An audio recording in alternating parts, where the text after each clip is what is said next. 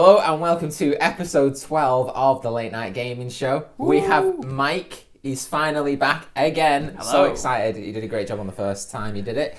And I'm your host, Tim Finch. So without further ado, I'm not even going to mess around. We're just going to get straight into it. And it's section 1, which is Joke of the Week.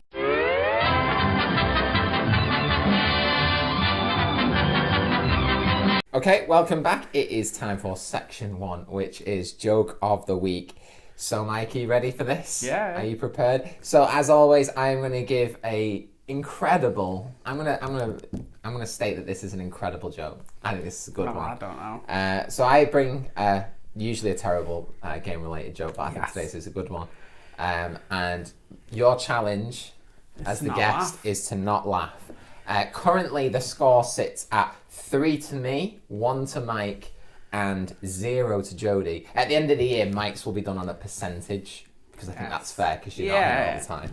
So, if you don't know, Mike is going to join us at least once a month. Mm-hmm. That is what's going to happen. So, the first episode of every month, Mike will be on the show, and we'll be having a great time, of course. But today, Mike, I have brought for you a PC-related joke, you are a PC gamer. So, I wanted to make sure that we were staying relatable relative to your life. You might get a laugh on the inside. On the inside. It's not going to show. That doesn't count, unfortunately. A laugh on the inside. I wish it did. If a belly chuckle happens, that doesn't count either. No, I don't know. If you go like this, I don't know. I feel like that's that's a laugh. You can't just not move. Oh, I don't know about that, mate. I think that's cheating. Okay, you ready? What does a gorilla wear to the beach? No, it's not really that one. It's not that one, don't worry. If Jodie was there, she would already be out. She'd love that. Okay, here we go. What did Wario name his art supply store? World of Wario Craft. Oh, gosh. How do you find the worst jokes online? The thing is, some of them I actually make up myself. Oh, sorry. Did you make that one up? I didn't make this one up. Okay. There was actually a bit of a laugh there, but on this occasion, you made yourself laugh, so I will allow it on this one. So to sum up again, I think this is a genius one. What did Wario name his art supply store? You are understanding the joke, right? Yeah. It's World of Wario Craft. I think the rest of you should laugh, but I'm just gonna be apathetic. Oh, come on, mate! You enjoy that one. You're even surprised at how good that was. I feel. No, I was kind of thinking, did Tim make this joke? I don't want to offend. But to be fair, if you gave me a joke that you'd made, usually they're quite good. Oh, thank you, mate. They are quite good. Thank you. I feel like, you should get a bonus point for that. Thank you. Because after last week with Jodie, she was so aggressive. Yeah. In her trying to aggressively take a point. It's not good behaviour, is it? She should be on minus points. That's not even like a good Christian behaviour. I agree. Yeah. Jodie, you are on minus 2 points now. Oh dear, I agree that you should be. So, again, for all you at home, this isn't copyrighted material, so when you're outside, when you're trying to get your girlfriend, get a boyfriend, you're at a Pizza Hut, the conversation's got a bit stale. The pizza's got a bit stale because it's been out for a while. Things aren't going well. Where it goes silent. Exactly. Just say it. You know what you can say? You can say this to your to-be girlfriend or to-be boyfriend. What did Wario name his art supply store? World of Wario Craft. And that's all that needs to be said. Just one last thing, though, Tim. Okay. That's probably not going to get you the girl or the guy. But I would actually say if it gets awkward, things aren't going well, this joke, you don't know, that person across that table could be a World of Warcraft fan. That sparks the flame. Could be. That never dies, Mike. Could be, apart from World of Warcraft players never come out of the bedroom, so... I mean, Well, maybe on this date, maybe they both, Skyped in. So it's just two screens either side of the table. TeamSpeak. It could be. TeamSpeak or Discord. Absolutely. Ooh. So feel free to share that with your friends as always, and get yourself a partner. This is how you get yourself a partner. There's got to be a game dating site There's got to be, don't I there? don't think so. I've never seen one. I can't believe that Plenty of Fish isn't a Christian dating website. You know what I mean? Like we're told to go out and be fishers of men. Yeah. That's what the Bible says. Plenty of fish. It sounds biblical. Yeah, it's so not. The singularity part of marriage, you know, the relationship between you, that other person, and God. Yeah. Doesn't include plenty of other fish. So it's not such a good name. But the thing is, you've got to go out fishing in order to get at least one fish. Yeah, but if you go fishing, you might pull out an old boot. So you never know what happens. So, I guess what we need to take away from this is to go fishing responsibly. Yes. In fact, maybe trust your fishing rod to Jesus, and he will point the way to the right fishing hole where there's only one fish, and that one fish is for you and you alone. That's great, yeah. I hope that you've enjoyed this new section, which is dating with CGNgames. And we will get back to you shortly with section 2, which is what have we been playing this week?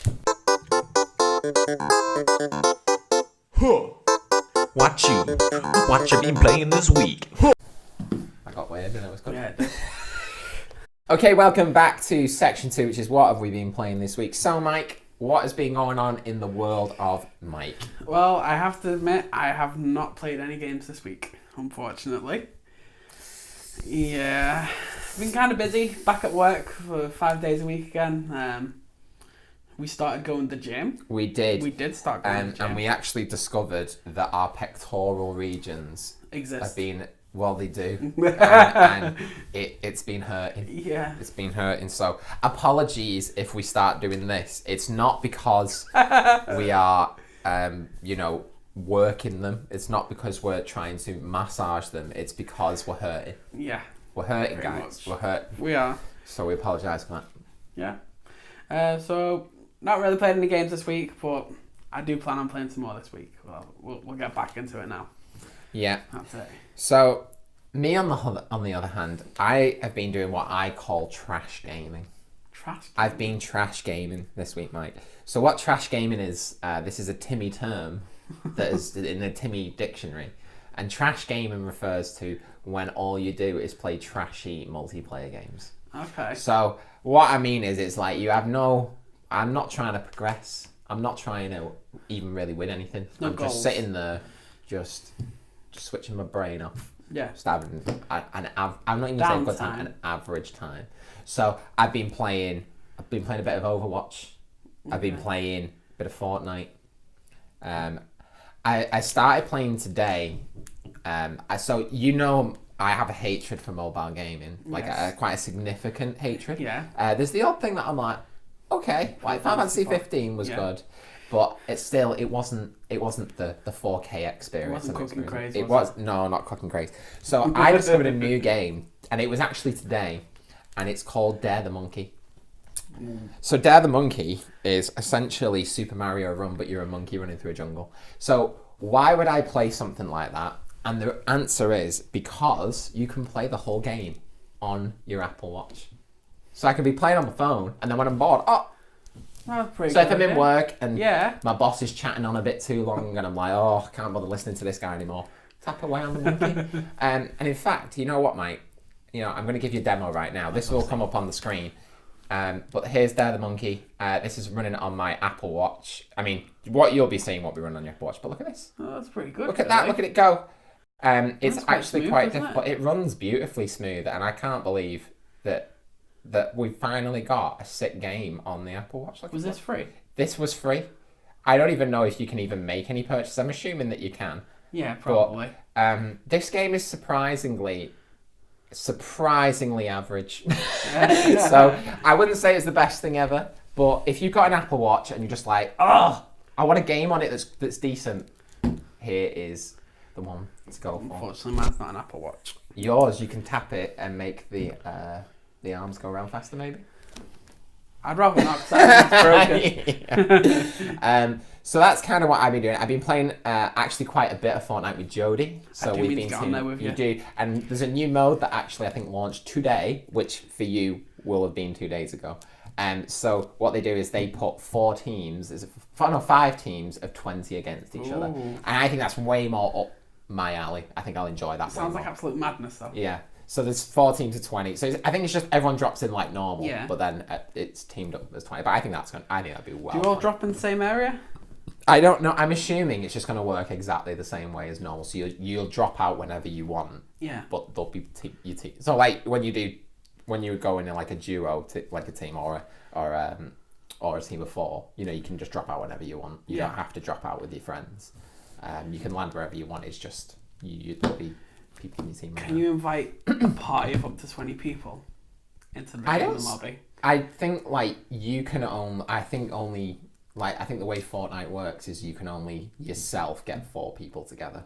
Okay. I was going to say, because if it was the 20, that'd be a pretty smart move from them. Because it pushes people back into the good old clan PKing mode. But I don't, if anyone who played RuneScape, PKing and clans was pretty fun. I'm not actually sure if they have clans on that game. I've not played enough to know. But what I did get this week though, Mike, I have got a sick dinosaur costume. Oh. And I was battling with it. The timer this is how they got me, because the timer was going down. I had 1 day left. I was playing with Jody. We were team astronauts. That's what we call us. We're team astronauts. We both wore the astronaut costume. And then I just saw the dinosaur costume. It's just the best thing ever. Again, I'll have a picture up on the screen right now. But this has got like, you've got a dinosaur backpack. You've got a dinosaur head. And like when you're drinking the potion, it just looks incredible. Like drinking it in this little T-Rex hat. Oh, so good, Mike. It's so good. But I really didn't like the Battle Royale portion of the game. But since I've been playing it with somebody else, like with a microphone, it's good fun. Enjoyed it way more. Yeah. And we had 2 good games. Yeah.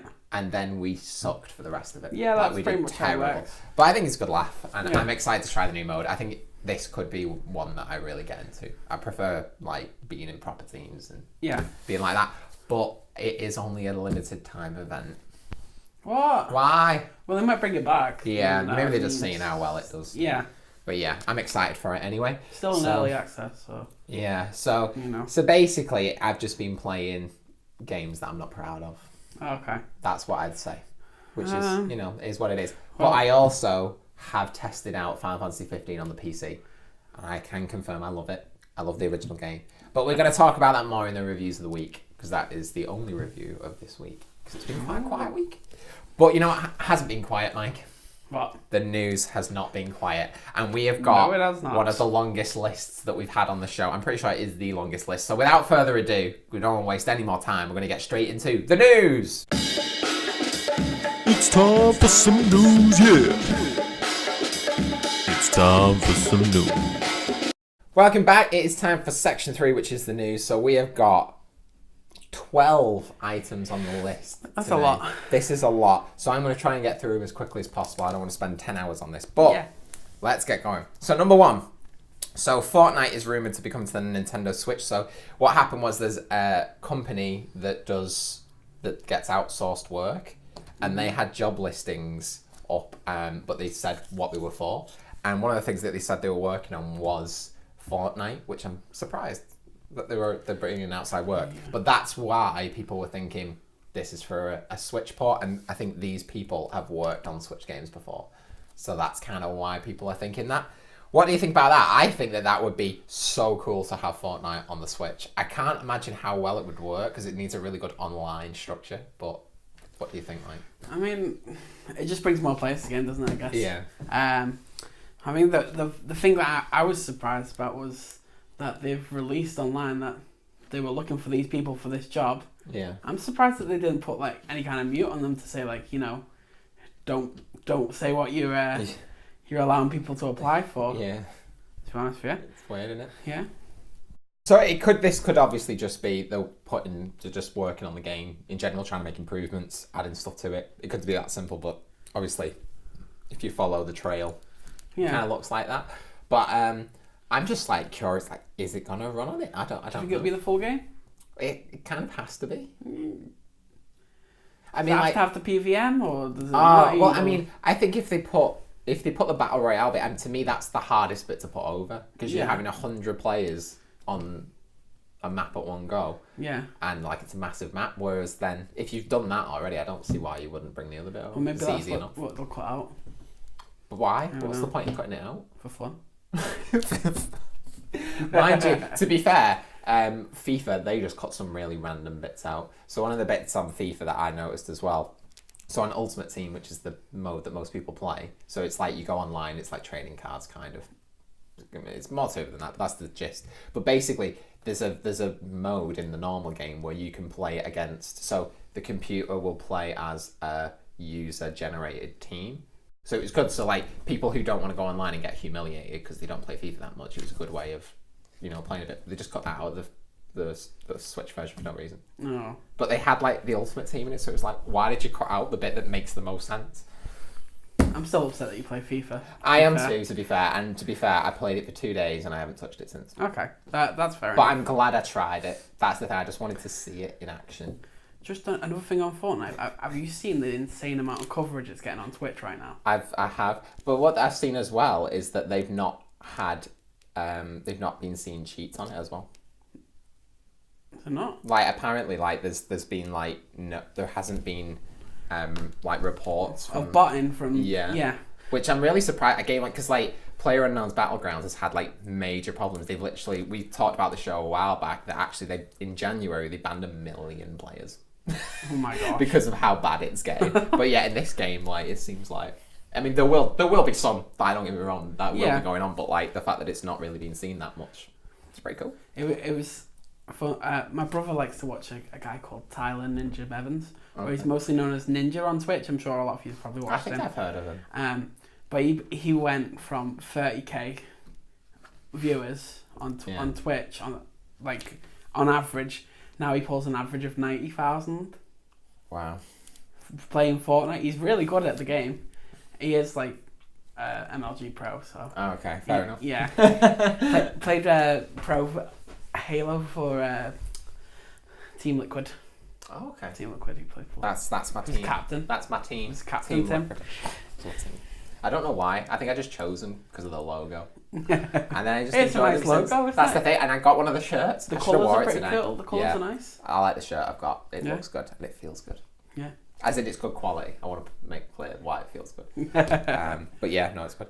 But one thing that I'm curious about, because I think because there was talk about PlayerUnknown's Battlegrounds a while back getting bought out by Microsoft. That doesn't seem to be the case. But my argument on that was like, how much is this fad, if we want to say fad? How long do we think it's going to last? Do you think Fortnite is going to last for a long time, or do you think this is kind of like a short burst of fun? I think it's gone from thing to thing, isn't it? Because I think initially it started with H1Z1. And no one cares about that anymore. Yeah, no one plays it anymore. It's a bit of a dead game. It's not very fun, to be fair. Unless you play it with friends. It can be quite fun there, but it is extremely trolly. There's a lot of trolls in that game. And then obviously it moved on to PUBG. And now we're moving to Fortnite by the looks of it.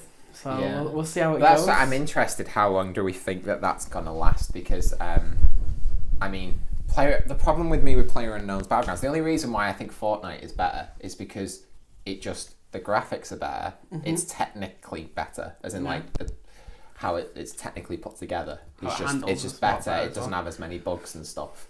Like, I play PlayerUnknown's Battlegrounds on the Xbox One X, and it's just a mess. Yeah. To be perfectly honest with you, and it just wasn't that fun because of that. But like Fortnite's just fun, isn't it? And it's got like a fun art style, and it's got like stupid dinosaur costumes. It's all about the dinosaurs. What is it now? Is it a flamingo? Oh yes, they did have a flamingo. Yeah. So yeah, I mean, and the thing is as well, I think you're going to start seeing games like Battlefield and Call of Duty. You know, I think they're all going to jump on the bandwagon and start having these modes in their games as well. And will that then pull people away? Are we going to get a lot of games that are going to spread it out more? I don't know. I'm basing this on watching Twitch. Like, a lot of the time, you do not see a game pull that many viewers. Yeah. And go that high. But that was happening with PlayerUnknown's Battlegrounds as well, and I feel like that's starting to drop a little bit. This Fortnite, I think, is even starting to compete with the likes of League on Twitch and stuff like that, and that pulls like 300k viewers, like on average over Twitch most of the time anyway. But just seeing it go like that, even without tournaments and stuff going on, you don't really see many tournaments on there. But I'm gonna give it a year. You think it's going to last a year? A year. See, I reckon about a year. That to me is actually quite short. That's Yeah. the thing. I don't think that's a long lifespan. That's where I'm interested. I'm interested to see, like, this time next year, where is that game going to be at? Are people going to be jumping on it as much? It depends on what the developers do with it, really. Mm-hmm. Whether they'll update it properly or, you know... Whether they bring it to the Switch, and then everyone should buy it Yeah. on the Switch, because the Switch is the best console ever made. And I do not own a Switch, so I won't be buying it on the Switch. But then, Mike, what you do is you buy a Switch, and you know what? Your life improves significantly. I guess so. I mean, I do enjoy coming around to play on the Switch. It is good fun. It is good fun. Well, I said that we were going to get through this quickly, and that didn't happen. But that's okay. We're having a good time. Yeah. We're all having a good time, guys. Okay, so number 2, we have got the fact that the Nintendo Switch has turned a year old. And I'm going to be doing a special video over the next week, so check out for that. I'm going to be doing the top 10 Switch games from the first year. But I just want to say, from the deepest depths of my heart, Nintendo, Happy birthday. happy birthday. Yeah, happy birthday. And well done. They did a good job for this. They did do a good I job. literally think, looking back, they have literally had the best launch year of games I've ever seen on any console. Yeah. Just absolutely incredible. I think in general, Nintendo are just a pretty incredible company. I know, to come out from the Wii U disaster to this is just like amazing. And all we ask is that Smash Brothers bring it out, guys. Yeah. And following that, I think this would be a great time to bring in number 3, which is Nintendo Direct. And Nintendo Direct has just been announced. Now, I want to point out we are filming this on Thursday, which is on the eve of the Nintendo Switch Direct. So this is going to have 3DS games and Switch games. Nintendo, just let the 3DS die. It needs to die. It needs to go away. The only thing I'm hoping that the only thing they're going to talk about is Detective Pikachu. That looks like a sick game. Yeah, and there's an amiibo which is like double the size. Of course, it's got an amiibo. It's gonna be sick. I'm buying that. I think I might be mixing up the name of the person, so please don't hate me for saying the wrong. I'm pretty sure the name is Danny Aiello. Danny Aiello. I think that's his name. I don't know. I might be making that up. I've just got that name in my head. But basically, the Pikachu talks in this, and he's got a really deep, manly voice. No, but it's sounds funny. weird. It's not. It's well funny. But they're actually bringing out a movie, and he is actually playing that character. He's actually a famous actor. I hope I've got the name right. But I just can't. It's so funny. I'll show you a trailer later. But it just looks so funny, and he's like, Hey, yeah, what are you doing over there, man? Oh gosh. No, the only words that come out of Pikachu's mouth is Pika. so I'm excited. But I the thing is, I have low expectations for this Nintendo Direct. So the one in January, everyone got crazy about, and not much got announced. Like the pinnacle of it was that they announced that what's it called, Dark Souls remastered was coming out on the Switch, which is pretty cool. But I'm like, it's not like setting off fireworks kind of worthy, you know what I mean? But this one is going to be half an hour long. The last one was about 10 minutes, so that's good. So I'm excited. I'm going to be again sharing my thoughts on that. So check out that video as well. But yeah, I'm excited. It's at 10 o'clock tonight for us in the UK. Yeah. Obviously, like I'm saying, we're filming this on Thursday, so it will have already been out by the time you watch this on Saturday. But I'm excited. Okay, so I was saying on that as well. All we want, Nintendo. All we want now is Super Smash Brothers. No. That's all we want. You can just have hours of fun with that Yeah, alone. and I don't think they're going to say anything about it. I think they're going to save it for E3. But even just telling us that it exists would be beautiful. Yeah. Just give us a title. A glimmer of hope. Just give us a title, and then we can be excited for E3 for you to show us. That's what I want. Okay, number 4. Blizzard may have teased that Diablo 3 is coming to Switch, and they put a weird tweet up on Twitter of a flashing light of a Diablo. yeah. And turning the Switch And on then off. you informed me just before this that Blizzard actually denied that they were bringing it. But then since then, they've been told that it is actually coming. And there's people on the inside saying that. They're just not sure if all the DLC will be there, which I'd just find weird if they didn't. But I think it'd be really cool on the Switch. I'd be up for it. I mean, I can imagine, we both have Switches. We want to play, so I come around your house. I just take my Switch with me. We have good time. Smashing stuff up. I think it's a good fit. But we'll have to wait and see on that one. Potentially, we'll see. Potentially. I think people just really want a Blizzard game on that system. They just want it. Yeah. I'd It actually... was Hearthstone last week, wasn't it? It was Hearthstone before. I would personally like Overwatch on it more. That's what I'd want on it. Overwatch is a fun game. And I think it'd be a trashy. better fit. Yeah. I think the Switch needs some more first-person shooters that aren't incredibly inappropriate, like all the ones that are on it now. So there you go. Okay, moving on. Number 6, a God of War PS4 Pro limited edition console has been revealed. And just before the show, Mike asked me, Tim, are you going to be swapping your PS4 now? Which does happen quite regularly. Yeah. And my response is, I don't know. I don't think so. But what I will say is I've been toying with the idea of having another PS4 downstairs. Oh, okay. So that's where I'm like... Okay. But I don't know. I think I'd just swap it. Just go for it. But I like my Monster Hunter one. And it feels special because it's hard to get. Yeah. And it looks cool anyway. So I'm like, what do you do? But at the same time, right now... It's shiny. If you sold your Monster Hunter one right now, you could probably buy two I think that God of War. That'd be a bit far-fetched. But I think the thing is as well, in this room, in our office, all the consoles are black as well. Yeah. It all matches. Yeah, and they do. I'm all about the matching. And the shelves are black. The picture frames are black. Everything's like, it all is... The amiibos aren't black. Some of them are. But I mean, obviously, Some of them are, but you most can't of make them every... are. I'm not going to match it with every amiibo. That'd be impossible. I'd have to match it with Jigglypuff, who's pink. Multicoloured room.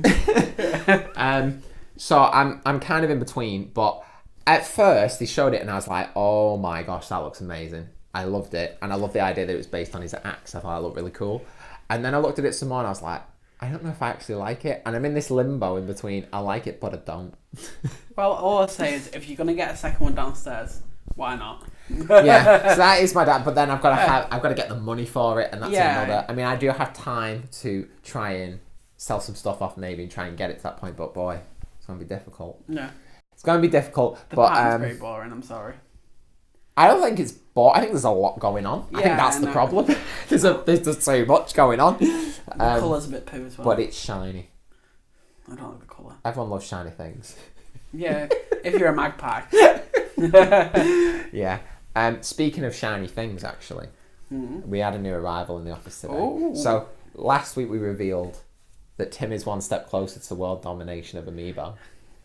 So we got a silver Mario Amiibo, but this arrived in the post this week. It's a gold. It's not a gold. Wish it was gold. But we got a boxed. We actually got a boxed silver Mario Amiibo. Look how beautiful he is in that packaging. I feel like I don't like your hand getting close to it because I feel like you're just going to grab it and rip it open and I would cry.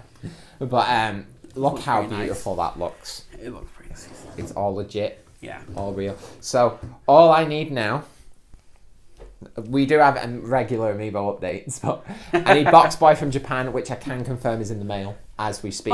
From Japan, it's coming in. It's like an unboxed. Are you going to unbox that one? I don't think I am, just because it's a Japan only one. You can't actually use it for anything. So I there's no point really. Yeah. So all I need now is Gold Mega Man and Gold Mario, and we're done. We've done it, guys. We all have done it. We did it, Reddit. Sorry. So I do want 2 Gold Marios, and I want to point out why. I want one unboxed and one not, because then my Mario display would also be complete. It looks pretty good right now. I'm very aware that all of you watching right now are thinking, what are these displays we've been hearing about for so long? Once it's complete, the displays will be revealed. Maybe if you reveal some of your displays. Oh, you want me to give a little bit of a tease? A little clip, yeah, of some of them, because they are pretty beautiful. They really are. So we'll give the full reveal of all the displays. Yes, it is displays plural. Once we have them all in. Dreams do come true, guys. And if any of you are watching over in America, help a brother out. Let me know where there's a reasonably priced one, because I don't want to spend 100 quid on one. Send one over for send free. one. Don't. You'd make me cry, mate. If that happened. It was Tim's birthday the other week, so you know. Yeah. If you want to give him a late birthday present. We're so close. We will get I believe, the These are the two hardest ones to get, though, of course. Yeah. All right, so moving on. Number 6, Horizon Zero Dawn. A Horizon Zero Dawn producer joins Ubisoft in an undisclosed project. Don't know what else to say on that. You can only mean good things, I guess. Oh, well, it's good, but at the same time, that game was so good. Stay at the studio and make another one. Yeah. I've got the numbers mixed up because I moved on ahead too quick, but never mind. So number 8, Nintendo confirms that Mario is a plumber. So this is actually news because apparently on the Nintendo website in Japan, they actually put Mario's occupation as not a plumber anymore. Really? People got upset. People got angry. And then earlier this week, they basically said, they put it back up and they said, Mario is confirmed to be a plumber. So if anybody was thinking, what does Mario doing these days? He doesn't seem to be sweeping out or cleaning out those pipes. Well, he is. What about Luigi? Luigi, I feel like he does the accounting. I think accounting. I think he does the accounting for the Mario Brothers I plumbing feel service. like he'd make a good pizza shop. Yeah. I maybe, love... Maybe he runs that on the side. The name Luigi's, like I can go to a nice Italian restaurant. But I could see one being called Mario's. Mario's Pizza. Mario's and Luigi's. So, if you need any plumbing jobs doing, they're apparently available. I guess in between games, they've got to be doing something. Yeah, they do. They Got, Yeah. Got to tick over the finances. Mario Odyssey, he must have spent quite a bit on fuel powering up that shit. You know what I mean? It's got to come from somewhere. Number 9, Battlefield 2018 reportedly has a co-op mode, and the developers have stated that it will not contain pay-to-win loot boxes, but it will have loot boxes. Let's be honest, but it won't have get this gun by paying this much money. You know what I mean? So it'll just be cosmetic stuff. Yeah. How do you feel about cosmetic loot boxes? Are you okay with it, or is it like just no? I think as long as it's not tradable. Oh, you don't think you should be able to trade it at all? No. Why is that? Because then it sets a fair price, rather than like CS:GO, Oh, where you can where sell you them can off to end people. up selling them for like $400 for a skin, Yeah. which to me is kind of ridiculous. It's like clothing. Like I'll never really wear anything branded. Yeah. Like, if someone buys me something, I'll wear it and whatever. But I just don't get the whole branding type of thing. But I do have to admit I do like a good skin on a gun. So, how do you feel about Fortnite doesn't have loot boxes? It just has pay for this thing, but the stuff's quite expensive. Is that better? How expensive are we talking? So, Like extortionate or? Depends on your perspective, but let's say, so I actually had some money on the account, not because I bought it, I used mine for that. But if you just wanted to, from day one, go and get the dinosaur costume, you'd be spending around about 18 quid. Okay. It's a pretty sick dinosaur costume, but is it worth nearly 20 quid? That is a lot of money. However, it is not £400. Yeah, and I guess but the thing is, I feel better about it because you're guaranteed to get it. Yeah, and you could exactly. So like on Overwatch, you could spend 40 quid on the biggest pack of loot boxes and not get what you wanted. Yeah, that's not great, is it? No. So it's an in-betweeny one, isn't it? I do prefer being able to just straight out buy the item that you want. Yeah, definitely. Okay, so then number 10, Detroit Become Human has a release date, which I haven't written down, so we're just going to say it's sometime in the future. I think it was 25th of May. That sounds right. I think it was. That sounds right. Joe will confirm it on the green this game has had a bit of controversy around it because if you don't know, it's from the people who made Heavy Rain and Beyond Two Souls, things like that. And it's very much like choice-driven games. So you'll go through a story, you can move around and stuff, but you make choices in the game that affects the rest of the story. So the one that they played to death was there's a kid on a roof that's being held hostage by an android thing that's gone crazy. And you have like 20 different choices you can make. So you can try and talk the person to let the kid go. You can shoot him in the head. You can do all these different things, but they all have different outcomes. And none of them are like certain. But then apparently there's some like really difficult themes, like really like bad stuff that happens that tries to deal with these issues. But the bad stuff can play out as a result of your choices. Oh. So it's kind of divided the community in that some people are like, that shouldn't be allowed to happen. But on the other hand, it's like people are saying, well, look, it's trying to show you these these situations. It's exploring it. Yeah, and just showing like, well, it does happen. Yeah, it and does. your choices matter. Yeah. Like that. So I guess we're going to talk about kind of this topic a bit later, but that's happened. I think the game looks so, right. I love this company's games. They're all amazing. If you've never played Heavy Rain, like, wow, you need to play it. It's so good. Guilty. So good. Guilty, you've not played it? Nope. Oh. I'll have to play It's it at okay, some point. but actually. it's such. It started, to me, I think it started walking simulators. So all these like games that seem to be very artistic these days, where it's like you're just walking through a story almost. You're not like shooting those people in the head and going, bah, bah, bah. Yeah. You know what I mean? This kind of started that sort of movie game experience. And Heavy Rain is so good. And like if your character dies in that game, it doesn't come back in the game. Oh. So like you'll play as 5 different characters. Yeah. And if by the 5th chapter all your characters have died, that's the end of the game. So there's no reverse in it? No. I think I prefer it where there's no reverse in it because it doesn't give the thing of, oh, well, that's happened, but now I can reverse it back to this. Yeah. So it's kind of supposed to play out like a movie, and obviously in Yeah. a movie it wouldn't rewind. And Yeah, then you do it exactly. again. So, but it's just it was such like at the time it was so new and fresh and different. Yeah. And it really is. It's even still. I started playing it again like about a month ago, and I was like, this game's still amazing. So definitely recommend a play of that. Okay, moving on. Number 11, Donald Trump is meeting with some of the heads of major developers and publishers about violence in video games. So this is going to be our topic of the week. We're going to talk about violence in games, and like we're going to talk about this idea about people going from playing games to then going and shooting people in the face and doing bad things.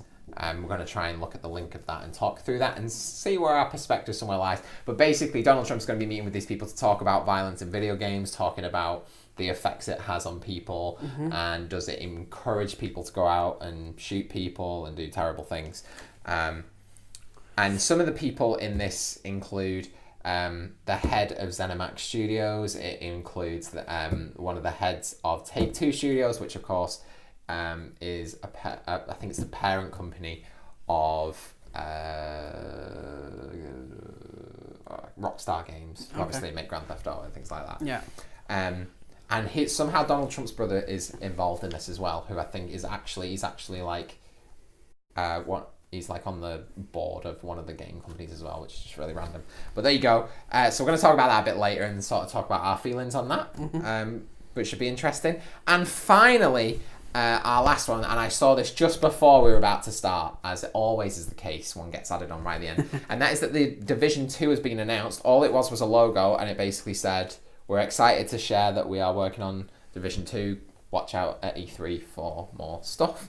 So I'm interested to see how that game does. Because like Watch Dogs sold like crazy. Watch Dogs 2 bombed. And this game again was really popular. It kind of jumped in on that sort of Destiny kind of game structure, where it's kind of an MMO, but it's not. Yeah. I kind of feel like that's already over, that fad. I feel like it's over. Like Destiny 2's kind of fallen off a cliff. People aren't really excited about that anymore, and I'm kind of like, is that going to leak over to the Division? We'll see. I think it's a shame because it was a good formula, but I love its loyalists. yeah, and I'm sad Wow. I'm sad that I was major into Destiny at the start. I played all the expansions on the first one, played Destiny 2, and I got to the end of it. And the thing is, for me, my problem with Destiny has always been that you couldn't matchmake with people for the raid, which is the best part of the game. And it's just annoying that like you had to go through all these hoops and go on forums and all sorts to try and get somebody to play. It's just so stupid. So they put in guided games, which is supposed to be you could go on and you could basically, people who had done it could come on and help you. And it sounded good on paper, but I was like, just put matchmaking in. Why is it so hard for you to just do it? Cost some money. But they have matchmaking on everything else, every other mode in the game apart from that one. They don't really Still costs some more money. But I just think like they had this philosophy that people needed to speak to each other or else it couldn't be done, which isn't true because I've done it with people who don't talk. Yeah. It's hard, but it's still doable. But the problem is with Destiny, you have to be on it all the time, and like when the raid restarts, you have to be there day one, or else people just won't play with you and stuff. And they didn't have guided games day one, so basically I did all the stuff, got to the raid, and then it was like, sorry, you're gonna have to wait till next week. And by that point, you're already way behind, and I was like, I'm done, and it kind of just ruined it for me. So, and that's the thing, once you're behind in Destiny, you ain't catching up. You're just not, and literally people just won't play with you if you don't have a specific gun or you don't have a specific. I just ruined it. So that was me ranting about Destiny 2. It's sad. I'm more on the loss of Destiny. Yeah. And that terrible collector's edition. What the flip was that about? Oh my the metal gosh! thing. The stupid bag with the metal thing. If you watch, the very first vlog that we did, you'll actually see partway through it. I do an unboxing of it, and it's just who okayed that? Who thought, you know what we need to do? Let's put a bag in with a weird metal thing that will probably you're going to get stopped for with security. Of that. Who put it in the wrong way, Tim? It was me. But again, stupid design. Yeah. Stupid design. Watch it. You'll see what we're talking about. It's a good laugh. Anyway, moving on. We're going to go to section 4, which is what is out this week. Can someone tell me what's out this week? Hey-oh. Okay, welcome back. It is time for section 4, which is what is out this week. Whoa, we're in a slump right now. There is not a lot coming out. This is one of the slowest marches I've seen in a long time. But this week we have a grand total of 2 games out, and to be honest with you, they're already out at the time of talking. Yeah, it came out. These 2 games came out on Tuesday. So number 1 is Final Fantasy 15 Windows Edition for PC, and that came out on Tuesday. I played it a little bit. Yeah. I am only running. I mean, mine is running off a beautiful Razer laptop. It really is beautiful Razer laptop with the Razer Core, which is the graphics card enclosure. Yeah. I'm just looking at it now. I just need to stroke it. Oh, you're probably thinking, how am I reaching it from here? It's pretty close. Do magic, but it feels so good. And I've got an NVIDIA GTX 1070, and I can run it in 4K off that. So I'm always surprised at how much power I can pump out of this thing. But I can run it at 4K 30 frames a second pretty comfortably. Mm-hmm. If you drop it down to 1080, it goes up to 60. Yeah. But my gosh, that game is so good. And well, still to play it. And it's so, if you've played Final Fantasy 15 before, if you're one of the loyal people that bought it day one, got the season pass, got all the extra content, you, my friend, has been screwed over. And I did too. I got screwed over as well. Because basically this version puts it all into one, which happens quite regularly, to be fair. They'll package a game with all the DLC, that's fine. But what they've done is they've added more stuff. So they've added a first-person mode to the game. And they've added some more dungeons and things like that. And they've gone, hey, all you people that paid out all that money for the game and also paid out for the season pass, what you can do, you don't have to buy the game again, don't worry about that, guys. You can pay an additional 20 quid, which is half the price of this, and you can get the few extra bits. What? That's pointless. That's just wait for a sale. It's disgraceful. It's absolutely disgraceful. I mean, obviously, I wanted it on the PC anyway. So yeah. So I'm saying this because what they have called the Royal Edition, which is for Xbox One and PS4, and that is all the stuff that's in the PC one. Mm-hmm. So it's got all the extra stuff in it. But I just can't believe why.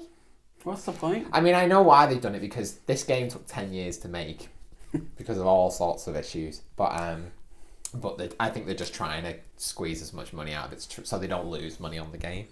But I just think that's a really scummy thing to do. Do you know why I think the game took 10 years to make? Why is that? You remember when we watched the release? Yes. The release date at the cinema? I think it took them 10 years to make that cafe. That cafe? What cafe? The little cafe, where they served the actual food from the game. Yeah. I think all the development was making the food for that. But yeah, I mean, but to be fair, I absolutely love the game. Yeah. It's so good. I mean, there's even there is a chapter where I didn't actually think it was that big of an issue. There's a chapter that people hated, and they even reworked that. So even like you got the day one play through the game, you got a crappy version of it. Basically, don't worry, we've solved all the problems now. Here, have it cheaper, and you get everything. Oh. You know what I mean? But I mean, it literally only costs £35 as well, which is like cheap. Yeah. That's cheap, really, these days. Pay for it first time around, was it 60 So quid? the game would have cost you. I mean, recommended retail price would have been 60. Yeah. And then I got the Ultimate Collector's Edition, so I can't really say how much I paid for the game on its own because obviously it came in a package with loads of stuff, which was totally worth it. It's the best thing ever. But yeah, let's say it was 60. If you bought it off the PlayStation Store, it would have cost that. And then it was 20 for the season pass. Okay. So all in all, you will have paid 80, and then this cost 35. Wow. That's bad, that isn't What it? a way to And then, but that's the people thing. off. But then to get it to the point where you've got all the stuff that's in this version, they want you to pay another 20. So you would, by the end of it, you'll have paid £100, Wow. and then people who waited what, a year and a bit, will get it. Was it 2? Yeah, it's a year, isn't it? It's been just over a year. Yeah, well, we've got it for 35. What a way to make an expensive game, eh? That's bad, that isn't yeah. it? I think that's how they didn't give it everyone for free who had it before. I don't know. But no, if you haven't played this before and you've got a decent PC, totally worth a pickup. It is absolutely amazing, and I'm just like excited to play through it again. And I can confirm that Mike has my copy of the game on PS4. I have it actually downloaded as well. See how much I love this game. I've downloaded as well. But you haven't even played it. I'm gonna give it a I know play. you haven't played it. I am gonna give it a play. I'm gonna have to at some point. So I definitely recommend a pickup of that. And then our final game is Scribblenauts Showdown, which apparently came out on Tuesday. I've not actually really heard anything from that, so might have to check if that is actually out. But have you ever heard of Scribblenauts before? No, but I when I saw this, I had a little look online to see what Scribblenauts Showdown was. Yeah. And this guy described it as Mario Party, and I was like, this is it does look like weird. it's mini game. Have you ever like mini games? But have you ever seen the actual normal game of Scribblenauts? No. Scribblenauts is such a clever idea. So basically, it's kind of like a puzzle game. Think of it like a puzzle game. Graphics are exactly the same as what you've seen, but basically you'll be given a task. Like you'll just be dropped, and there'll be like let's say a fire on a building, and it'll just be like you can basically type anything in, and that thing will appear. So you could write T-Rex, and a T-Rex will appear. You could, but then they took it a step further, and you could add stuff together. So you could put robotic T-Rex and a robotic T-Rex within. So there's basically you've got to think up really clever out of the box ways of solving these problems. So you know, there's like might be another one where you're in a house and everything's wooden. You might be like, you've got to get to the floor below you, but there's no stairs. So you've got to think like, oh, okay, so you could put like type in termites, and termites will come and eat their way through the wood, and then you can drop down. But it's like it's all basically things like that. But it's so good and so clever. It's really good. So I think I think it's mini games, but it uses that in a way, I think. Okay. But yeah. But wouldn't describe it as Mario Party. I don't know. I don't know enough about it to make that comment. But if that's been said, it might. I had a look and I was like, it doesn't really remind me of Mario Party. Yeah, maybe it's just short mini games. Maybe that's I don't know. But I think I really like Scribblenauts, and like if you've got like an iPad or something, I think there's Scribblenauts on that, and it's really cheap. And I think I don't know if it's on PC or not, but if you can get it dirt cheap, why pick it up? I'm probably gonna pick this up when it goes way cheaper. I'm not paying full price for it. How much is it right now? I'm assuming. I think it's about 35, something like that. But, all right, really. I'll wait on that. So, Mike, as always, what game out of that do you recommend? Final Fantasy 15 Windows Edition for PC, Final Fantasy 15 Royal Edition for PS4, Xbox One, or Scribblenauts Showdown? Well, I can't say Final Fantasy right now because I haven't played it. Okay. However, Final Fantasy games in the past have been very, very fun. Yes. Good games. Have. But Scribblenauts, where you just described it to me, I think I'd go with Scribblenauts. Okay, so you're going for Scribblenauts? Yeah, that sounds like a good time. Good stuff. Yes. So there's your Mike recommendation for this week. So if you have that money burning in a hole in that pocket of yours, now you know what to spend it on. Or Gary's Mod. When it's on sale. Yeah, probably like £3. Get it even cheaper than that. I think I paid about £1.50. All right, so thank you for joining us for that, and we are going to be moving on to section 5, which is reviews of the week. Oh, it's time to get funky. The reviews of the week. Okay, welcome back. It is time for section 5, which is reviews of the week, and we only have one review this week because there's not been that much out. No. And it is a joy to my heart to be able to review Final Fantasy 15. Obviously, this came out before we started, so I couldn't comment properly on it. Yeah. I managed to weasel my way into reviewing Zelda Breath of the Wild, which is my favourite game of all time. But Final Fantasy 15, I absolutely love this game, and I liked it way more than expected. I am a huge Final Fantasy fan. I have played every single game in the series. Absolutely love. I can't admit to that. That's okay, but you do love Final Fantasy 7. I do. Which is quite a common one. Yeah. People love that one. My favourite is Final Fantasy 9, Okay. which is the greatest Final Fantasy of all time. It is. To be fair, I can't comment because I haven't played them all. But that's the thing, no one can argue with it because it is the perfect Final Fantasy game. There's just no way around it. There's nothing we can do about it. People in the comments can say all sorts. You haters at home can say whatever you want, but it doesn't change the fact that Final Fantasy 9 is the greatest Final Fantasy of all time. Okay. So, Final Fantasy 15, where does it sit in that? That's where maybe we need to have a discussion. Where does Final Fantasy 15? It's not the greatest. No? It's definitely not. It's a very different Final Fantasy. So Final Fantasy traditionally has been turn-based. So yes. it has been turn-based. I'm not going to give an explanation of what turn-based means. If you don't know, just choose from a drop-down menu what exactly you want to do. But just find out for yourself. Traditionally it's been that. It's not always been the case. There is actually a Final Fantasy MMO, 2 Final Fantasy MMOs, Final Fantasy 11 and Final Fantasy 14. Final Fantasy 14 is awesome. Mike, you should play it with me sometime because you love MMOs. Maybe. And Final Fantasy 15 is a sick game. Andy may be better to play with that one with you. Yeah. Could be. Could be. So Final Fantasy 15, this is going to be a quick one. I'm not going to spend ages on this. So it is very different to normal Final Fantasy games. And when you load up the game for the first time, it will say a Final Fantasy for both beginners and... I can't remember what the other one is. But hardcore gamers. Yeah. So it's for people who love Final Fantasy and for new players as well, and that really does carry through. So you only play as one character in this game, which is weird for a Final Fantasy game. And it's more like a third-person action RPG. That's probably how I'd describe it. Okay. But I just think if you get an opportunity, watch the movie. Which is Kingsglaive. The first time I watched it, I didn't have a clue what was going on. The second time I watched it, it was way better. We watched it in the cinema, actually, and it was awesome. Great it was a Final Fantasy 15 launch event, and it was amazing. Sponsored by Game, wasn't it? It was. It was great. But the movie, I love the world that they built. I loved the lore that they built around it. I loved the world building was just really good. And I want so much more to happen in this universe with the characters. I think the characters are great. And basically the whole game you go around with these other 3 characters. So there's 4 of you. Yes, they look like a boy band. That's okay. But I really like that it's this dynamic between the 4 characters, and you feel like they're almost like family, and you're going round with them. Yeah. And it's just so well put together, and you really care about these characters by the end. The story's really good. So the summons and stuff, which is a staple in Final Fantasy, they are big. They are big. That probably sounds really weird. Just again, look, it's not. Yeah. We're not summoning big demons. Summons are great. I want to point out we're not summoning demons. Yeah. But yeah, there's a whole thing around that. I'm not going to try and explain it, but it's just, for me, they did a really good job of doing all that, and that's probably the most important. To me, in Final Fantasy, the story is the most important part of the game. And they did a great job with it. The combat is actually really fun, even though it's not a traditional Final Fantasy combat system. The graphics are great. How's it control? Does it control how it controls? Well? Like I said, the controls are very much simplified. Yeah. It is the combat system and everything is simplified. But it does feel really good. Yeah. Even on PC.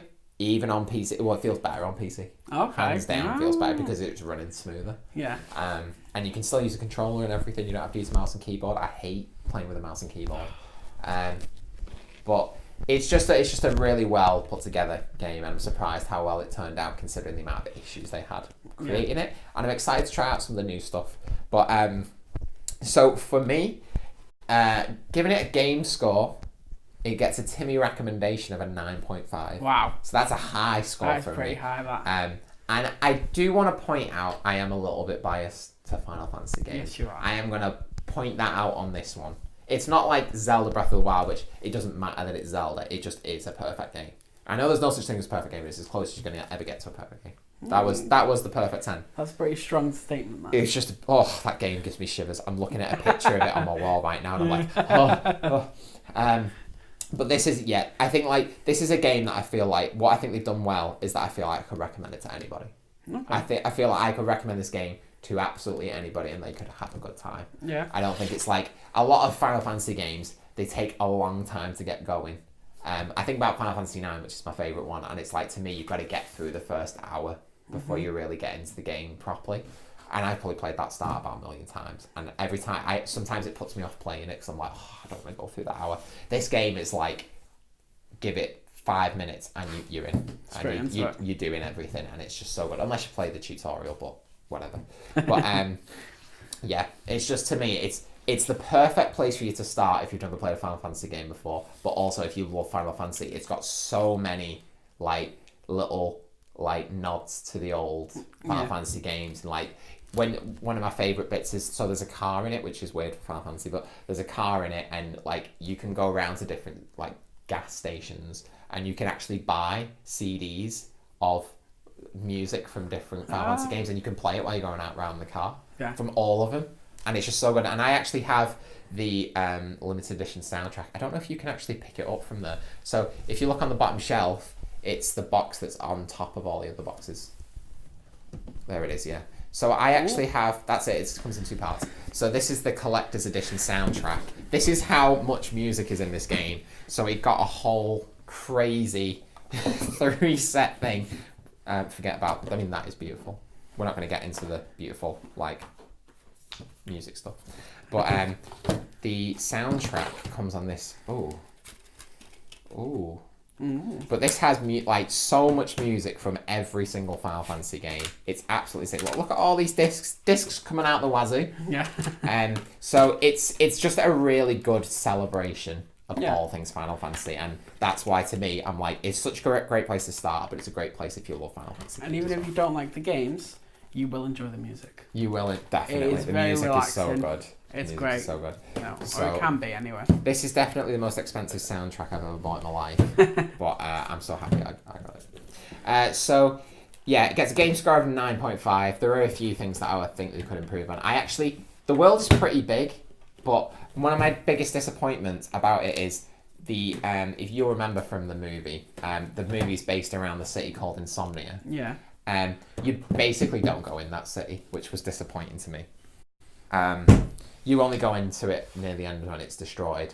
I don't even care if that's a spoiler, but it's in there. But I really wanted to be able to run around that city with it being alive and running around, and that just didn't happen. And there's only 2 other cities in the whole game. One of them I wouldn't even really say is a city; it's not that big. But then there's one called Altissia, which is a huge. It's like Venice, but it's like an incredible city. But I just wanted there to be more places to go like that. So that's the only really disappointment I had with the game. Everything else, Insomnia looked pretty was sick. That's the thing. In the actual. That's why I wanted to be there while it was going. That's what I was disappointed about. I'd watch the movies, both of them. Yeah. Advent Children. Yeah. Yeah. But this is it. But yeah, I mean, I think watch Kingsglaive. Yeah. I feel like if you don't watch Kingsglaive, you're missing out on them. Like, there's actually loads of stuff in that game that I feel like you actually need to watch to understand the story there. Mm-hmm. And just watch it. So morality score wise though, so this game, is it really? It's quite violent. I say it's violent. It kind of is in a sort of CGI cartoonish way. Okay. I can't even remember what age limit is on the game now, off the top of my head. But 16. To 16. 16 pegging 12. 16 or 12? What does it say? Oh, okay, it's a 16. So it's not that violent, to be perfectly honest. Mm-hmm. But you are like attacking with swords and stuff, but you don't really. It's not like got no blood or gore or anything like that. So it's got magic in the game. So if you've got a thing about magic, stay away from this thing, because there's magic coming out the wazoo again. And then we did say before there's summons. Yes. So that basically means you call upon massive monsters things to come and help you out. Again, if that sounds dodgy to you, again, sure, stay away from me. I think there's a tiny bit of swearing in it, but nothing like significant. And the bit I do want to point out is just why this happened. So especially at the start, you can't get around from it, but there's a character in the game called Cindy. Okay. And she helps out Sid, which is Sid. There's always a character called Sid who is the mechanic. Yeah. But there's this girl called Cindy, and she's basically, it's supposed to be kind of like this part of the game is supposed to be sort of like American sort of gas station, Route 66 type thing. And she's basically wearing hot pants, like proper short hot pants, with like this yellow sort of mechanics kind of jacket, like unzipped with just boobs hanging out. Oh gosh. And there's no way of getting around it. There's no need for it. It's just boobs sticking out. She's like in a bikini, but it's just like opened up like this. And I just don't know why. Why is it there? I feel like they just feel like there's a need to do that in a lot of animated games. I don't understand why. Yeah, and it's a Japanese thing as well, isn't it? Yeah. But the thing is, like, it's the only character that does that. Like, why? Why do they always have to have one? Yeah, they had to have one, didn't they? So. But then, like, the other significant female in the game, nothing like that. Was hawking robes and everything. Like, why? Why did they do it? So, for me, this gets a morality score of a 7. I don't think it's like crazy bad. I think if you can just get past that bit where you kind of have to interact with it quite a bit at the start, you're kind of all right. Okay. So to sum up, I said I wasn't going to spend that long. This always happens. I talk way too long. But we're going to give it a 9.5 game score and a 7 morality score. So there you go. Pretty good score. It's pretty good. So, of course, we always say stick to the age limit on the game. So if you're under 16, don't play it. And technically, I don't even think you're legally allowed to play it, but there you go anyway. But definitely stick to the age rating. So without further ado, we are going to jump into our final section, which is Topic of the Week. Topic of the Week. Okay, welcome back. It's time for our final section, which is Section 6, which is Topic of the Week. So our Topic of the Week today, we are going to combine with both Detroit Become Human and Donald Trump meeting with these heads. So one of the things that's being proposed with Donald Trump is that he's trying to blame gun violence on video games. I feel like it's kind of as a scapegoat. It's a cop-out. To kind of, I mean, like, back in the day, rap music was blamed for it all, things like that, you know. I just feel like this is the new thing to hate on. So we're going to kind of talk about how much, like, should there be limitations put on video games for a start? So should there be strict rules that's just like, this is a no-go area for video games, they're not allowed to be, here's the point where it's not allowed to be this violent, it's not allowed to explore these themes, or should it be free to just openly express, kind of like art, like, people would argue that you shouldn't put limitations on art. So that's kind of the first bit. And then sort of our second bit is we're going to explore a little bit as well about how much does video games affect violence and gun violence and things like that. And then we're going to finally talk a bit about basically how violent are things allowed to get. So I kind of want to give a little bit of context to this. And again, I feel like I always quote Colin Moriarty. I feel like he's my bro. But that's fine. So he actually did a piece on as well. I think it had some really good statistics in it. Again, go to his channel, which is Colin's Last Stand. If you haven't seen it before, you can get all information there. But some of the bits that I thought was really intriguing is actually less than 20%, like, of all the gun killings and shootings that happen, less than 20% of those, like, people that do it actually play video games at all. That's like just touching it, you know what I mean? Yeah. And it's just another thing that he said that I was like, you really think about it makes sense, is that so at this point Grand Theft Auto 5 has sold like just ridiculous amount of copies, let's say 30 million to be conservative. I think it's probably more than that. And what percentage of people have gone out and shot hundreds of people after playing that game? You know what I mean? Like, zero, if any. Yeah. Probably a few. I'm not going to say there's none, but I just think that, like, of course, I think you could get a really young person who just doesn't understand, and they might get the sort of sense of right and wrong from a game because the parents aren't doing the job properly, and they go, oh, well, it's all right for him to go around and shoot people. I'm going to go out and do it. But I'm just like, that just doesn't seem to be matching up. And there actually isn't any scientific evidence whatsoever to prove that there is a direct link between playing a game and then going out and committing these kind of crimes. There's actually none. And there's been studies done that have shown that after certain games, aggression rises a bit in terms of, like, if I was, we've all been there, haven't we? We're playing a game, we get and you get in, you're just losing bad times, and then your wife comes in and is like, can you come to bed? And you're like, no, I need to win at Fortnite at least once. But that doesn't result in me then going and slap her in the face. No. You know what I mean? That's kind of the point. But that's what the studies have gone, basically, look, aggression rises a little bit, but that doesn't then translate into crime. So to me, it's just like, it just seems like an easy out to be like, we've got this massive problem. And I want to point out that this is significant in America. In our own country, we don't have gun crime like they do. Yeah.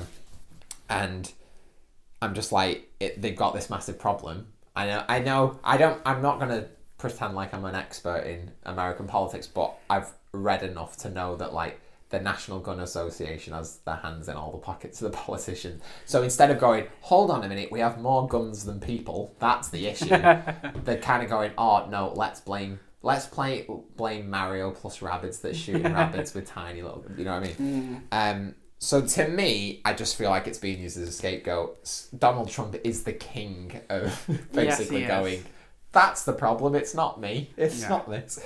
I just feel like it's being used in that way. So they're proposing that they're going to put almost like a mature game tax on video games. So if a game is rated mature, you will get an added tax put on that to sort of discourage you from buying it. Kind of like with alcohol and spirits. So spirits is like really cheap to make and to sell. So they put a massive tax on it to bump up the price to prevent people just buying loads of it. But to me, I'm just like, that's not going to do anything. Like, if kids don't If they want to buy it, they'll buy it. But like, to me, loads of kids don't just have 60 quid to go and buy new games. But they're still getting them, aren't they? So if it gets a little bit more expensive, they're still going to get it. Yeah. But they'll find a way. I just think, like, to me, this is dangerous because the average gamer is 35.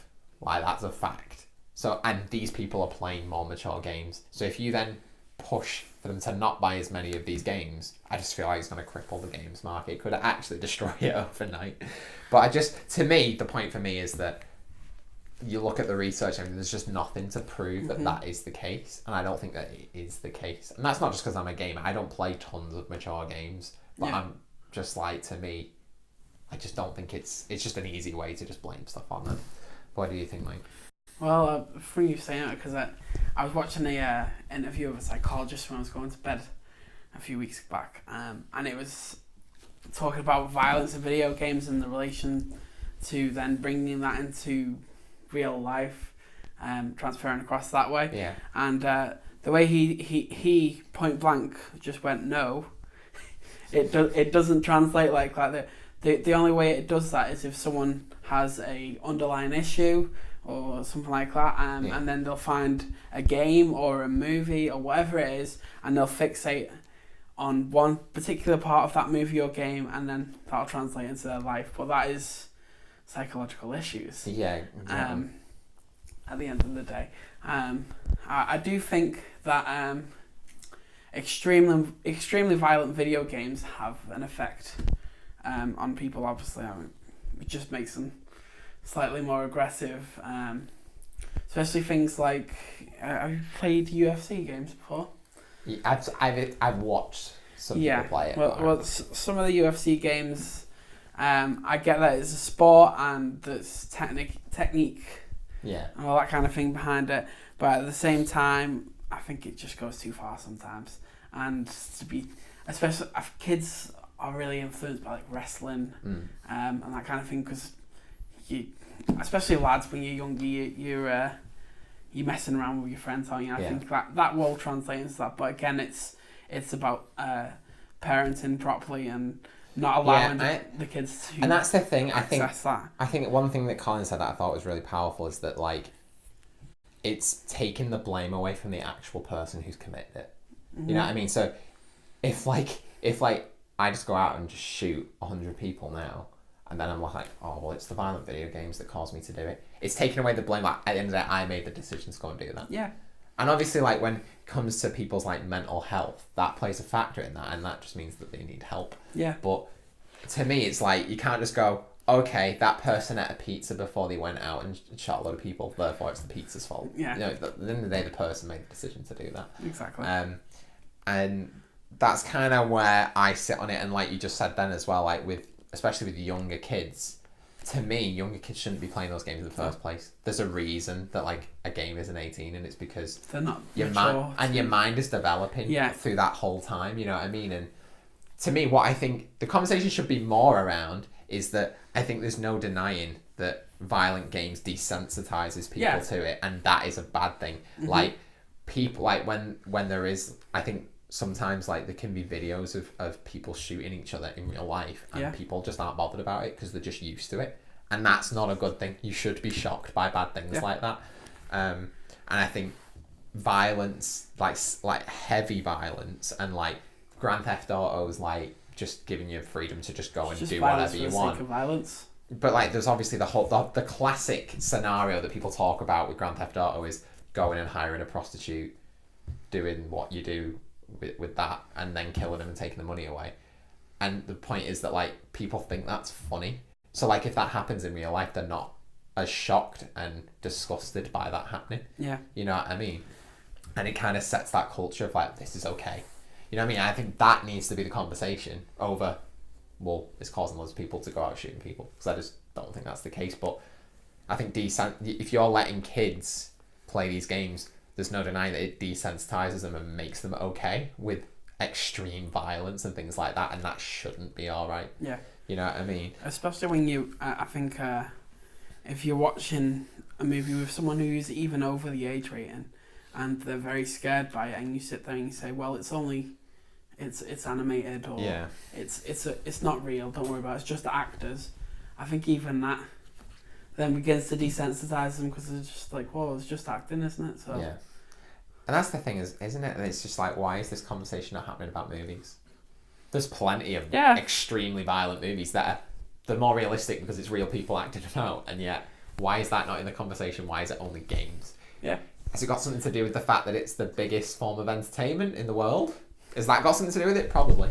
But yeah, I think that's the point. To me, it's about, I think it needs to be more about reinforcing age limits on games. And that's why here at CGN, we always encourage you to stick to your age limits. Whether you're a parent buying games for your kids, don't buy your kids games. Like, I've literally been in game and seen a parent buy Grand Theft Auto for like an 8-year-old. That is really stupid. I think with that one as well, it even goes to as far as telling the game suppliers not to sell it to them, just purely because when I've been in game different places, and I've walked in and they're literally with their child, buying Grand Theft Auto and asking them questions about like, oh well, how do I plug this in and stuff like that, and it's very obvious that they are not buying that game for themselves.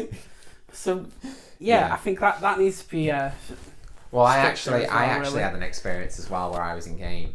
And this lady came in and she was like, I really want to buy, like, I want to buy FIFA for the Xbox 360. Do they still make it for that? And the game staff was like, no, they don't make it for it. I want to point out they do. Like, they actually do make it. So, and he knew that because the copy of the game was behind him on Xbox 360. But I mean, it doesn't have all the new features, but they still update the players and everything, and they bring out a new version of it every year still. And I don't think younger people are going to be that bothered about that. No. But so she just literally wanted to buy the game, and he was like, oh no, they don't do it anymore. You need to get a new console for that. And took her over to show her all the deals were. So this kid was apparently 7 years old. And he was like, what I'd recommend is that you get this Xbox One S that comes bundled with Assassin's Creed Origins. Oh. And I was like, so this isn't a case where a parent's just coming and buying it and you don't know who is actually buying it for. He was actually going, oh, it's for your kid. get in this game. It's an 18. Just what? That's the ridiculous. staff. I mean, I actually feel like that should be illegal to do that. You shouldn't be able to advise a parent to buy a game that is under the age limit of that kid. It's just what? You know what I mean? So to me, like, the people who are selling the game have a massive responsibility as well. So it's not just about selling it to the kid. You should be advising properly. And there's just no excuse for it. Because I'm like, there's plenty of games. To me, there's plenty of new games that they could buy that would net them exactly the same amount of money and would be suitable for it. So I think it's kind of that, and I think that's why CGN this is kind of our point, is that we're trying to, with our reviews and stuff, we want to kind of warn you about the things that are in these games, because even, to be honest with you, even the certification process, sometimes they even miss things out that is actually significant. And as for us being Christians as well, there's stuff that we don't find acceptable as Christians in games that that obviously non-Christians are all right with, and that's why we kind of try to warn you about that, so that you have a better idea going in about what you're buying, and you're not opening yourself up to stuff that is bad for you. You know what I mean? So the kind of final point on all this was, how much do you think games should be restricted in what they can do? So Detroit is going to be exploring these difficult themes and things like that. How much do you think? Do you think the government should be able to step in and be like, this is allowed in games and this isn't? Like, how much is it kind of as an art form be allowed to pretty much like explore these themes and things like that? Well, I think when it comes to games, if it's things like violence just for the sake of being violent, like Grand Theft Auto, in all honesty, you die and then you come back and you do the same thing over and over and over again, and it is literally, it gets to a point where they're just doing it just for the fun of it. Yeah. Oh, let's get a load of stars and police after me, or whatever it is. That kind of attitude, not great. But I do think that games should be open for exploration, for exploring these kind of themes to a certain degree. So like I say, not to the point of being violent for the sake of being violent. Yeah. Detroit Become Human. Yeah. Yeah. I was looking at that kind of thing, and I was just thinking, when I watch TV, I don't really watch soaps or anything like that, but my parents like to watch dramas and stuff like that. And a lot of the time you'll see that those kind of soaps will explore things like people who've suffered with cancer, people being abducted, and all kinds of things like that. And I do just think it's just being used as a scapegoat in gaming. Yeah. So just pin the blame on that. I think it's another way that can be good for exploring these themes. It purely depends on how they put it across, because even in some of these dramas and things like that, they put it across great sometimes, and other times they do absolutely horrendous jobs of it. Yeah. And it's stuff that should just not be aired. But I think the gaming community is getting better at choosing when and where to censor things, such as Sony recently blocking a certain game called Super Seducer. So stupid. Yeah, it's just, I'm talking about the game ridiculous. is stupid, not that Sony's stupid. Yeah, they did the job properly. They did that properly. I mean, it's been things in the past like Weed Air and stuff like that they've all been banned, and I do think they're getting better at actually sitting there and thinking, well, is that exploring something that could be beneficial to someone? Is that going to be helpful to someone in the way that they then have an awareness of what's happening? I even think about there's a game called so Dead or Alive is kind of like a fighting game that has ladies in strange costumes. But there's a game came out that's called Dead or Alive Extreme, and it's basically just the girls of Dead or Alive in bikinis doing dodgy things. No. And that game, like the first two actually came over to our country in America and stuff. But the third one, which came out on PS4 and stuff, actually just didn't come over. And it's from Japan, and the developers actually said that like those cultures don't accept that kind of thing, which I think is hilarious because I'm like, we probably accept it more than any, to be honest, that kind of thing. But it's funny that even like, it's like, oh, we're going to bring it out in this country because we accept it, but actually over here, it's actually real. They don't accept it now. So like, there's clearly a thing in that our governments and our governing bodies and things like that recognise that there's actually certain games that just aren't acceptable. Yeah. And Sony blocking that game is another good example of that. We've gone, well, actually, this is just straight up bad. You know what I mean? So, yeah. I personally don't think that Detroit Become Human is one of those games. No, I think, like, to me, like, gaming is... I have had some of the most profound experiences playing certain video games. Like, one that isn't controversial in any shape or form is Journey, a game called Journey, which is a PlayStation exclusive. You can get it on PS4. But I had one of my most profound moments just playing that game. Was just an absolutely incredible experience in terms of, like, just everything about it. And then I'm trying to think of some... It's gone out of my head. But there's some games where I've literally sat there and just been crying because it's just so emotional. But it's some I even think like one of the I thought was amazing was Beyond Two Souls, which is they're called Quantic Dreams, I think. Yeah, that's what they're called. They're the ones who's making Detroit. So that was the last game, and the character you actually got to they actually explored homelessness. So the character actually became homeless, and it kind of explored this person then becoming part of this homeless community, and just seeing like the struggles that they go through and all this. And I'm like, where else do you get to experience something like that? You know what I mean? And it was just done so well and made you think about things. And I think these issues and they're kind of more tame issues, but actually there's even point where there was a one of the homeless women were giving birth on the streets, you know what I mean? And it was like how it was like you were faced with this task like where you need this stuff, so like, but you can't get it because you're homeless. So it's like, do you break into a supermarket to get the stuff or not? And you know, really difficult things. But then it seems like Detroit is going even a step further and dealing with abuse and things like that. And I think as long as it's done in a respectful way, which is a weird way to say it, but I mean like in a way that it's not like glorifying it in that like, yeah, abuse is great. I think that's when it's unacceptable, but I don't think it should be blocked from exploring the issues in an appropriate way. So not in a way that's glorifying it, but it's going like, look, this is an issue. This is what happens in our world. You know what I mean? Yeah. Because I feel like sometimes what people want is to just be shielded from reality and be like, you know what, like the reality is there is like 20 million slaves in the world, and it just because you want to stop that from being shown in a video game doesn't change the fact that exists. You know what I mean? I feel like people just want to pretend they're in this utopian world where nothing goes wrong. You know what I mean? And it's just like, no, these things do happen, and I think those themes can be explored in TV, they can be explored in movies, and I'm like, why not in games? As long as it's done in a respectful way, you know what I mean?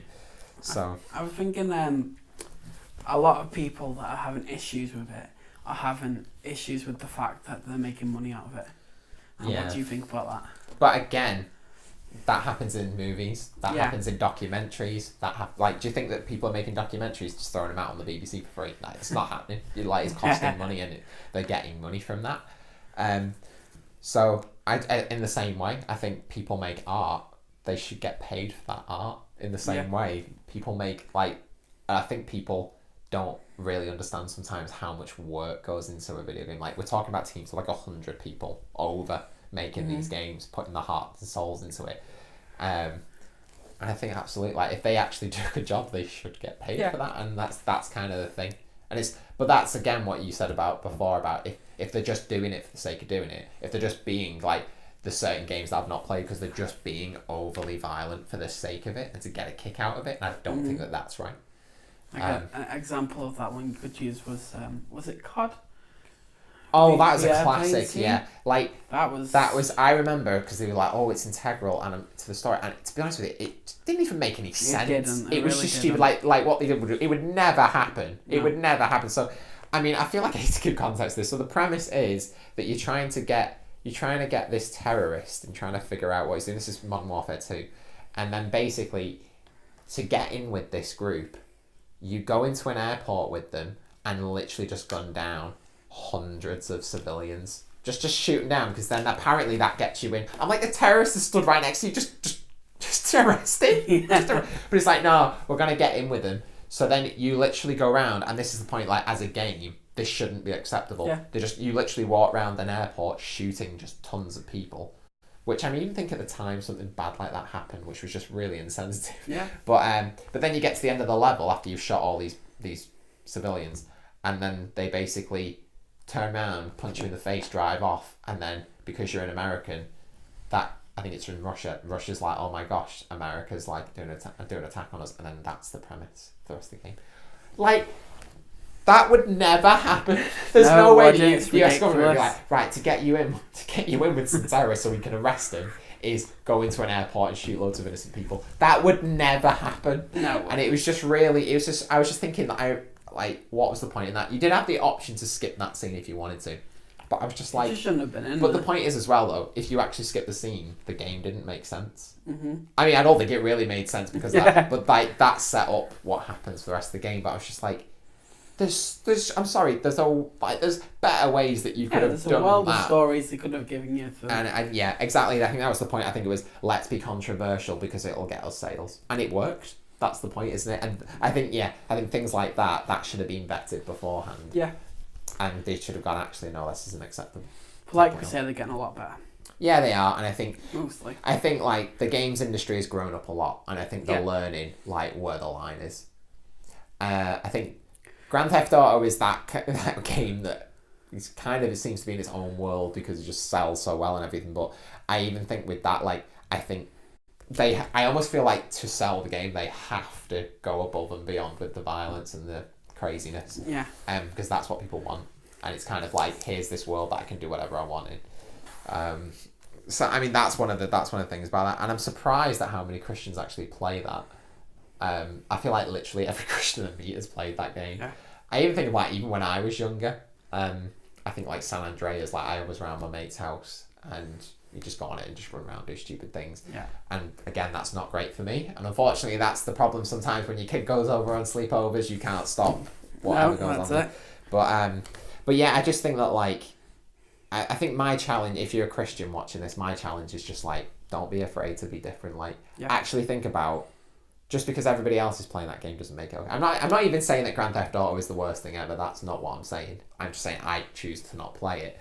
But just because everyone else is playing it, maybe actually think about other things I'm doing and it's okay.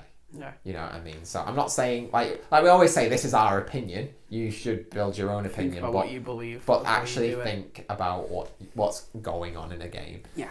And that's why we have a conversation about it. So any last thoughts, Mike? Anything else to think about before we finish? Just one thing, I was thinking of the fact that they're having to kind of to censor things more now and coming to that point where, especially with things like Donald Trump meeting up with all these guys and saying that games are the cause of all these issues, they're having to censor it more, which is a good thing in a way, kind of, for the reasons we stated. Things should be censored, such as that Modern Warfare game. Yeah. But at the same time, I just don't agree with it being used as a scapegoat like that. Yeah. He is literally just copping out. And at the end of the day, when you are leading a country and your idea of preventing an attack in a school again would be to arm your teachers. Yeah, exactly. You know there's something extremely wrong in that situation. So, yeah. Yeah, I think my kind of end sort of perspective is I don't think people should be prevented from making what they want to make, but there needs to be a vetting process where I think people need to be informed more about what's in these games. I think that's the point. I think at the end of the day, if people want to play something that's bad, they're going to play it. And I don't think it's really for anybody else to tell them that they can't.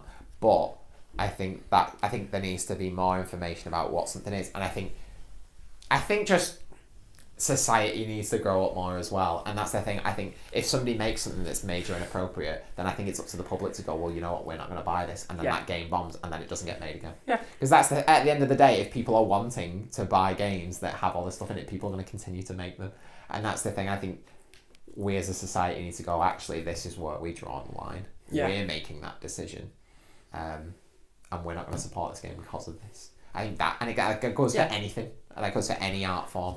And that's why, again, on this show, we never go, you're not allowed to play this, this, or this if you're a Christian. It's more, this is what we find acceptable. It might not be the same for you. Your line might be different to ours. But we're going to tell you what we think. You tell us what you think. And then we can have a conversation about that. That's how it should work. Yeah. Rather than just going, you're not allowed to do this because of this, you're not. It shouldn't be like that. Yeah. Yeah. Well, hats off to Quantic Games then. It's Quantic Dreams. Quantic Dreams for being kind of transparent in the sense that they've put it straight out there that they are going to be dealing with issues like that. And that's the thing. If you're like, I don't know, like people who are easily offended. Like if you're offended by it, that just might be where you're at, and that's fine. Yeah. But you should be allowed to know that that's what's in the game before you start it. And then if you go, okay, actually, I get quite easily offended, and I don't want to deal with these things that are in this game, that's fine. And you should be allowed to move away from it. But if you're somebody who's like, actually, I want to explore these issues, and this actually looks like something that's going to be beneficial to me, it might be something that I actually was going to help me think and do this. Like, totally go for it. So, yeah. Good stuff. So this has been a really good long topic of the week. But tell us your thoughts in the comments. If you haven't already subscribe to our channel. We now put out this show every Saturday, and it's just because the days we film on has changed a bit. But make sure you do that. Make sure you hit the bell. That will tell you when we have new videos out. And watch out for our upcoming videos, which is we're going to be doing a top 10 of the best Switch games from the first year.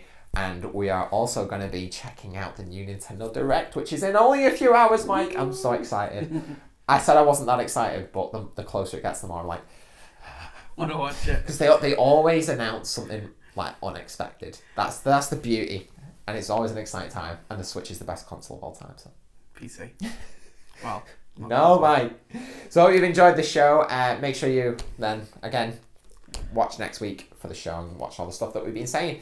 So it's been enjoyable, Mike. It's been great having you on, and I can't wait to have you back. And Jodie will be back next week to lose at Jodie. We will see you next time. Thanks for joining us. Bye.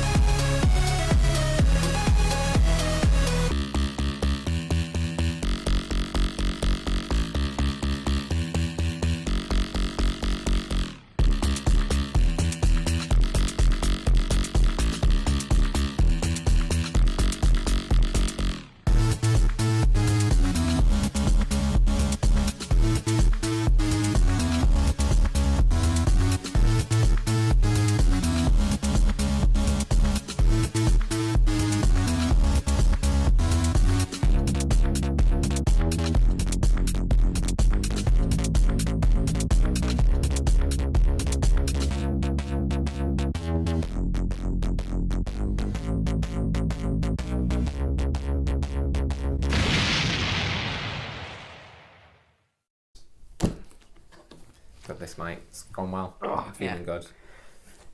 Let's get some energy. I got ID'd for this. Really? Mm-hmm. Where? At the co-op, because Beth was with me. So basically we went into the co-op, and they now ID for under 16s, which is good. They should be. Got to the till, and they have to, like, we were on the self-checkouts. We scanned it, and then it came up, and the woman had to come over to ID me, basically. She just looked at me and she was like, "Have you got ID?" And I was like, "Yeah." So I was like, I've never been ID'd for anything in my life, so I got it out, gave it to her, and she just looked at it and went, "Okay." And then Beth picked it, like, as I scanned it, Beth picked it up. Yeah. And she was like, "You are the one paying, right?" I just went, "Yeah." And I just went, out of curiosity, how old do you think she is? And she just went, 16. Oh gosh. And I just went, she's 25. And she was just like, give it another 10 years and you'll look 25. But Beth was just gutted. But I was like, soz, it's the way it goes. Yeah. So time for Beth. Well, that was our outtake. I'm going to put that in at the end. A little story. That's good.